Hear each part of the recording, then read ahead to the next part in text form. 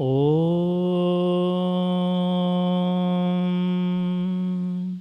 सर्वात्मा सच्चिदानन्दो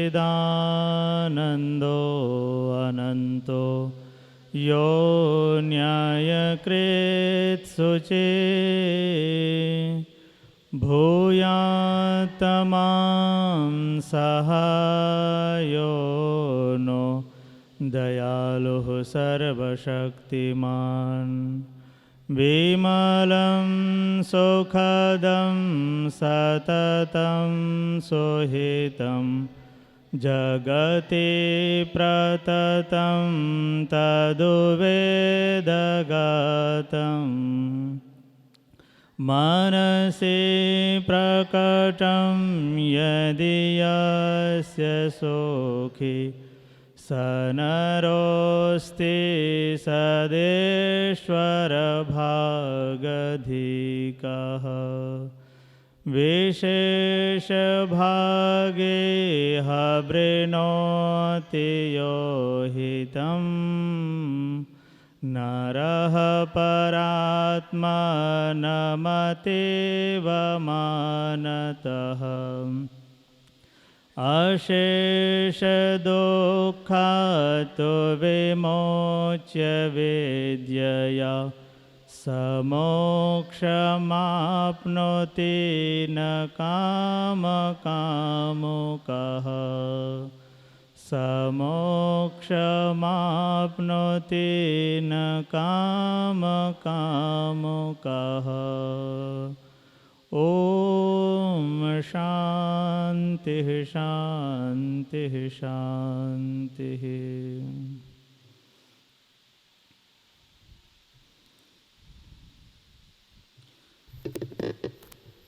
पीछे हम लोग साधना के विषय में चर्चा कर रहे थे।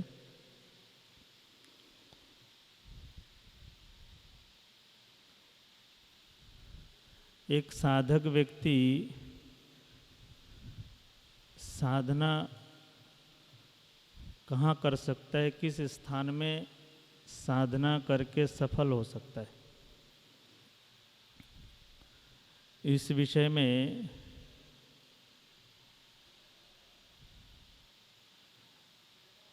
अनेक प्रकार की बातें आती है। कहीं लिखा रहता है उपहरे गिरीनाम संगमे च नदीनाम धिया विप्रो अजायत। ये श्लोक सुने आप लोग? उपहरे गिरीनाम नहीं सुने ना? एक आप लोग जो सुने हैं, गंगा तीरे हिमगिरिशिला बद्धपद्मासनस्य ब्रह्मध्यानाभ्यसनविधिना योगनिद्रां गतस्य कण्डूयन्ते जरठहरिणा स्वांगमांगे मदीये। ये श्लोक तो पाठ करते हैं ना। तो एक साधक व्यक्ति कह रहे हैं कि कब वह दिन आएगा मेरे जीवन में जब मैं गंगा तीरे हिमगिरिशिला, मैं ऐसे गंगा के किनारे और पहाड़ों में जहाँ झरना पीछे से ऐसे कमरों में लगाते हैं ना सीनरी, या मोबाइलों में भी आता है ना, झरना है, पानी बह रहा है और व्यक्ति बैठा है, वो तो देखने की हो गई बात, ठीक है ना। तो ऐसी कल्पना जैसे हम लोग देखते हैं ना, तो एक साधक व्यक्ति ऐसी कल्पना करता है कि कभी ऐसे जगह हो जहाँ झरना बहे और वहाँ मैं बद्धपद्मासनस्य, पद्मासन में बैठ करके मैं साधना करूं, ऐसी कल्पना कौन करते हैं?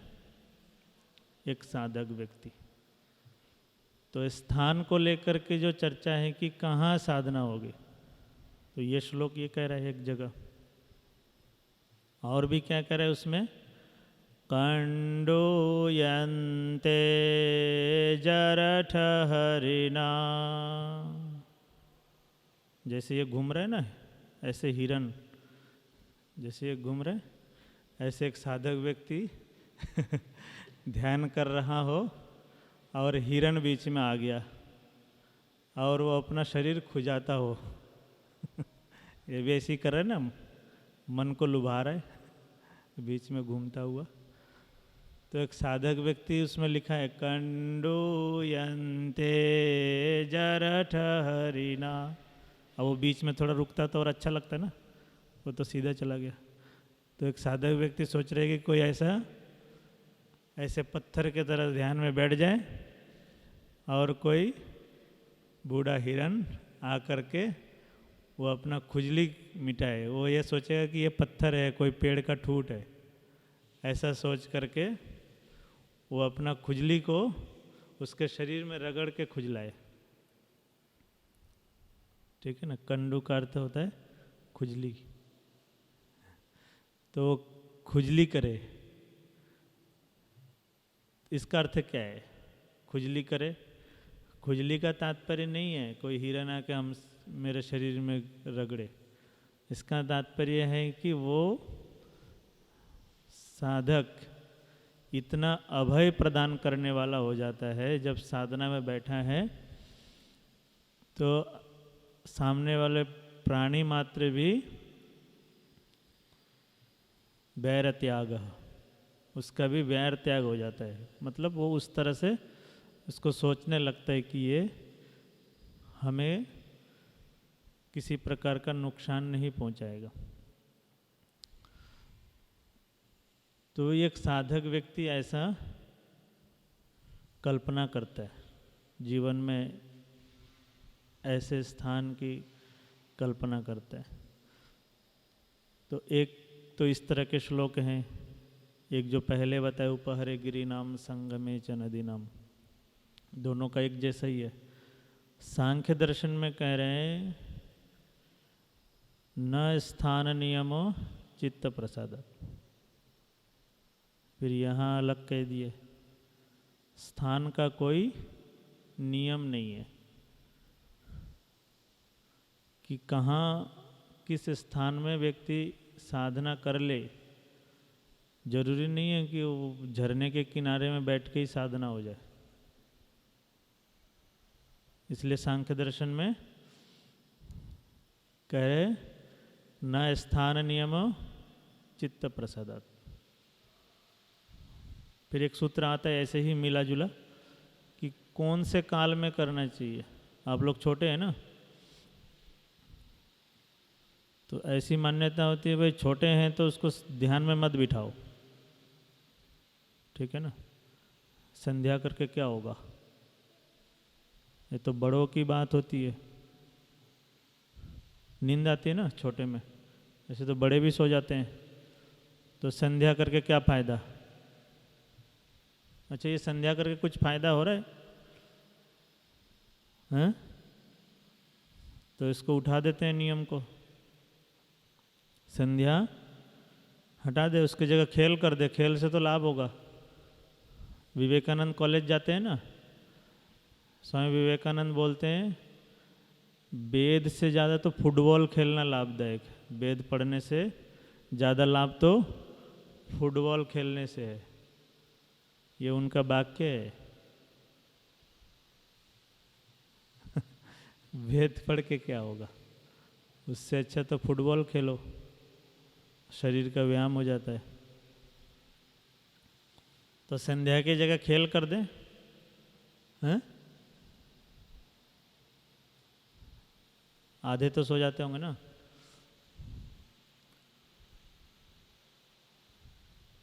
तो इसलिए सूत्र कह रहे हैं न काल नियमो वामदेववत, काल का कोई नियम नहीं है।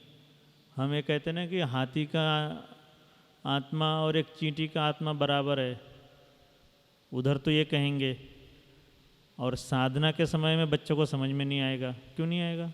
आत्मा तो बराबर है। समझ में आने वाली बात तो बचपन में भी समझ में आ जाता है, और नहीं समझने वाली बात तो बूढ़े उम्र तक भी नहीं समझ में आएगा। कितना ही कर लीजिए, अच्छी व्यवस्था भी दे दीजिए, बाल पक जाएंगे, नहीं करेंगे साधना। और जिसको समझ में आ गया वो कहीं भी करेगा। ठीक है ना? इसलिए सूत्र कह रहे हैं, मैं नहीं कह रहा हूँ, स्वामी कपिल नहीं कह रहे, आचार्य कपिल, कपिलाचार्य कह रहे हैं सांख्य दर्शनकार, सांख्य दर्शनकार कपिलाचार्य है ना, कपिल मुनि कह रहे हैं, न काल नियमो वामदेव बत, काल का कोई नियम नहीं है कि बच्चे कर सकते नहीं कर सकते, बूढ़े कर सकते नहीं कर सकते, युवा कर सकते नहीं कर सकते। करने को तो जब समझ में आए तब कर सकते। 5 साल के बच्चे सब कुछ समझता है, सब कुछ मतलब सब कुछ, तो साधना क्यों नहीं समझ सकते? तो स्थान को लेकर के और काल को लेकर के जो बात है, तो उसमें एक शब्द जो आया ना, न स्थान नियमो चित्त प्रसादात, तो साधना किस स्थान में उत्तम हो सकता है? उपहरे गिरी नाम झरना मिले, ये तो ठीक है, अच्छी बात है, नहीं मिलता है तो वहाँ कह रहे चित्त प्रसादात, उस पंक्ति में ही रहस्य है, उस शब्द में रहस्य है। ठीक है ना? उस शब्द में क्या रहस्य है? चित्त प्रसादात, चित्त आपका जहाँ प्रसन्न रहे, जहाँ पर भी हम रह रहे हैं उस स्थान में आपका चित्त प्रसन्न है, चित्त के ऊपर कोई दबाव नहीं है, चाहे किसी प्रकार की अव्यवस्था हो जाए, भोजन कम मिले ज़्यादा मिले, गिन के मिले, कुछ भी हो, पर चित्त प्रसन्न है तो समस्या नहीं है। और नहीं तो चित्त के ऊपर अगर दबाव है तो फिर वहाँ साधना नहीं होगी। साधना तो क्या, पठन पाठन भी नहीं होना है, ठीक है ना, कौशल भी नहीं होना है, कौशल का विकास भी नहीं होगा। प्रसन्न मन में सब चीज़ें हो सकती है। कोई भी कार्य, किसी के ऊपर दबाव दे करके, अगर दबाव है और दबाव से आपका कुछ करवाया जा रहा है तो वो हानिकारक है। इसलिए यदि वो स्थान आपके चित्त में दबाव देने वाला कारण बन रहा है, किसी भी कारण से हो, XYZ, तो वो आपके उन्नति के बाधक है वो स्थान, ये सूत्रकार कह रहे हैं। वो तो साधना के क्षेत्र में कह रहे हैं, पर वो सब क्षेत्र में लगेगा, केवल एक पक्ष में नहीं। कोई भी किसी भी क्षेत्र में है, यदि उस क्षेत्र में वो उस प्रसन्नता से उस कार्य को कर रहा है, चित्त पे कोई दबाव नहीं है, तब तो जिस भी क्षेत्र में उस क्षेत्र में वो उन्नति कर लेगा। यदि नहीं है, दबाव है, तो फिर उन्नति नहीं कर पाएंगे। तो ये एक सूत्र है, और इस सूत्र को अगर समझ गए तब तो आपकी उन्नति है। एक विशेष बात बता रहा हूँ, तब तो आपकी उन्नति है, नहीं तो ऐसे दबाव झेलते हुए 10 वर्ष बीत जाएंगे, फिर बोलेंगे उस गुरुकुल में मेरा जीवन बर्बाद हो गया। ऐसा होता है ना, गुरुकुल से निकल जाएंगे, 10 साल हो जाएगा, फिर यही कहेंगे कि उस स्थान में वो लोग, वो उनकी कमी थी, इनकी कमी थी। आप ये सूत्र समझ लीजिए, अगर आपका चित्त प्रसन्न नहीं है तो आपका उन्नति में बाधक है। और उस बाधक को आप झेल रहे हैं, कब? आपका मूल्यवान समय में, कौन से समय में? आपका मूल्यवान समय में, जिस समय में आपकी उन्नति अधिकाधिक हो सकती थी, उस कालखंड में आप जूझते हुए समय बिता दिए। अब करेंगे कौन से काल में? युवा अवस्था चला गया। एक साधक के लिए ये भी कहा है,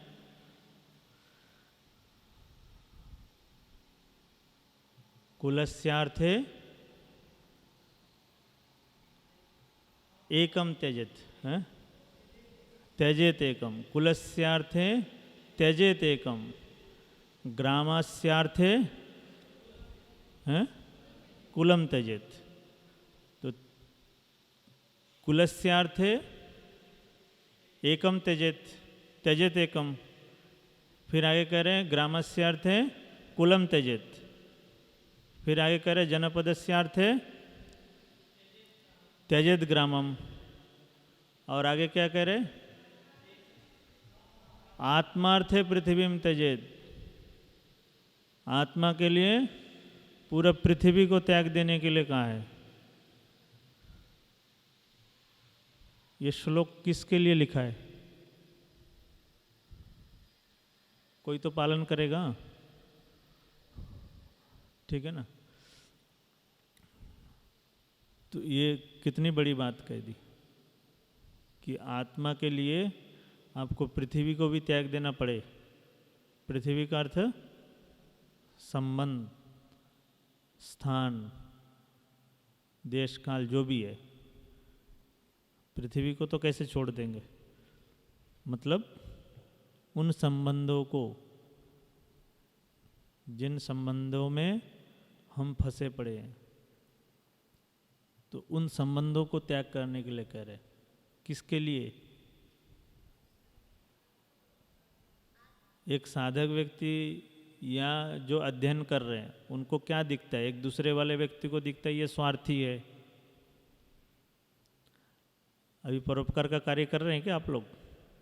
हैं? परोपकार का कार्य कर रहे हैं? कौन सा परोपकार करते हैं?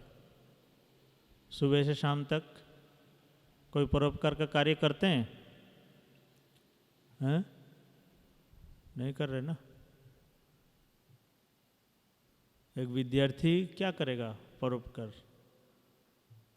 और एक साधक व्यक्ति वो भी परोपकार का कार्य क्या करेगा? तो उसके लिए है कि वो एक साधक है तो वो स्वार्थी बनेगा, चाहे भले ही दूसरे को हजम ना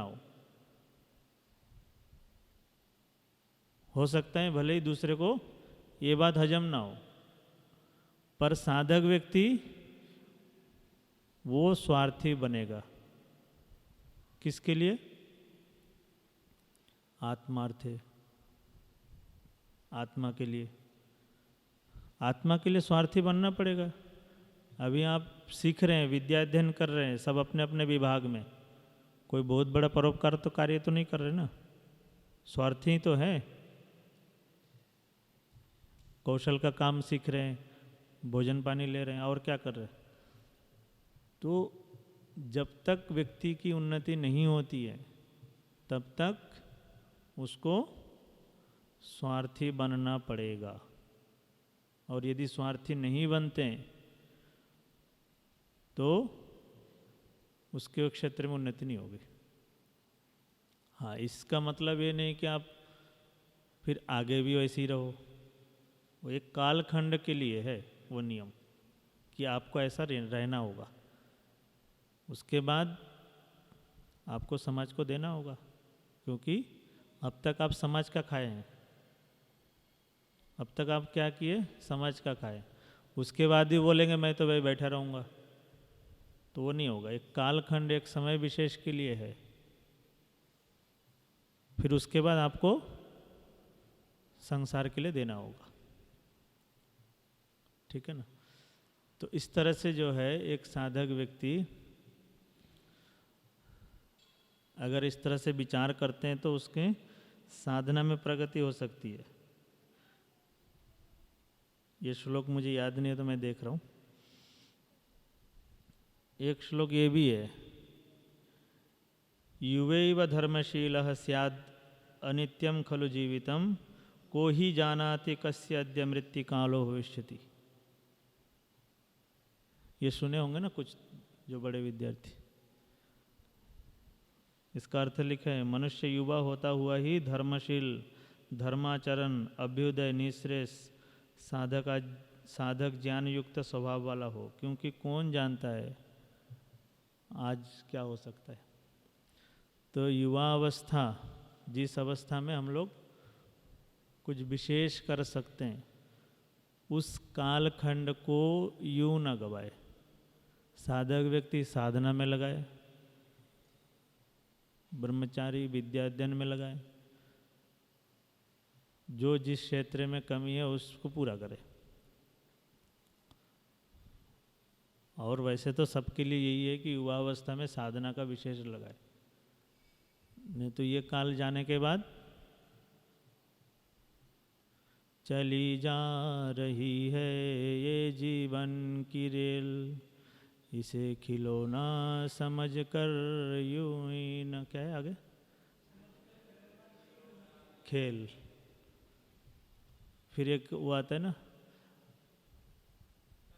मायूस हाथ जब चली गई रेल, फिर मायूस वो